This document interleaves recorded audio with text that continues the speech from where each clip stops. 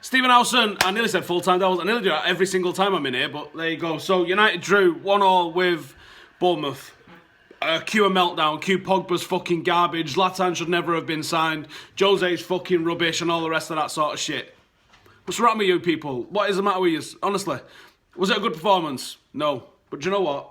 We're sixth as fuck, aren't we? We are sixth as fuck. We had the opportunity today to go away from sixth place, and we bottled it, right? Let's not play any games. We bottled it. We looked fucking brilliant in that first 20 minutes. We was playing some excellent football. Chris mentioned earlier, it looked like testimonial pace with some of the stuff that Zlatan and Rooney was doing. He was right. But it didn't look testimonial pace, really. It was more like it was testimonial sort of level. It was easy for us. We wasn't pressed by them. They left three players up front, and I was chatting to the lads around me, and I said, do you think these are going to go for the early goal and then try and close it out? Because Eddie Howe doesn't do that. Eddie Howe is a manager that plays football for 90 minutes. He's never really been one to park the bus. And then they get a player sent off, and in the second half, he parks the bus. Now, that's a different set of circumstances. 11v11, Manchester United was winning that game by a massive margin. Once they lost their man that got sent off, they closed up shop, and then they made it difficult for us. We had no space to play in between the lines. Zlatan was crowded out again, and I'm not making excuses. I'm explaining what happened. This isn't acceptable to just say, oh, they had 10 men, so we couldn't beat them. You should be beating 10 men. It should have been easier. For a period of a couple of minutes, they had 9 men, actually. And we didn't capitalise.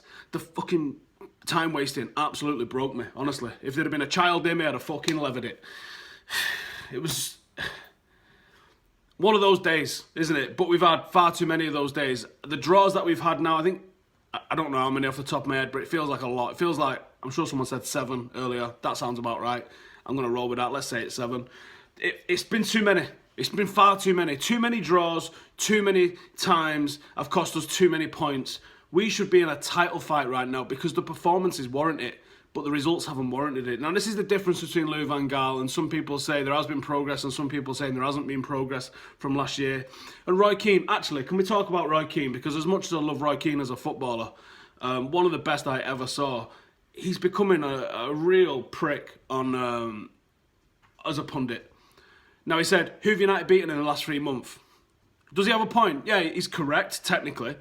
But last season, it wasn't the fact that we was unable to beat the top teams. We was top of the top 6 mini league. I think it was 1-5, drawn 3, lost 2, something along those lines, or vice versa with the draw and the loss. It was the games against the likes of Bournemouth at home, Southampton, Norwich, those games, Stoke, that you expect Manchester United to win that we didn't win. We didn't pick points up and we completely fucked it up because of that. Those run of draws and losses where we didn't pick up those points. That's not been the case this season. We've struggled against some of the better sides. We've had a couple of iffy results on the back of Europa League stuff. There was no excuse today. We had a full week's worth of training since winning the Cup. That should have given us confidence going into this. We rested a couple of key players, maybe that we shouldn't have rested. We couldn't play Mkhitaryan. Rooney was brought back into the team, and as I said, first half, he looked fine. He looked fine. He looked like he was knocking it around with Ibrahimovic brilliantly. It looked like them two was forming a real partnership. Pogba was spraying balls around all over the gaff, looking fantastic. In the second half, I don't know what happened to us. Normally, we've gone in at half-time with Jose, especially when we've just conceded like we had, and Jose's bollocked him, and we've come out and we've put teams to bed, and it's been good. And you can see whatever he's changed at half-time has worked. I think Jose probably gave his team talk based on what he saw in the first half, but what we saw in the first half didn't emerge in blue in the second half. Thought Zlatan's head maybe got taken out of it a little bit, possibly thinking about the retrospective action and the ban that's definitely fucking coming his way for the elbow. Or maybe he was concussed because he had his fucking head stamped on. Maybe that, I don't know.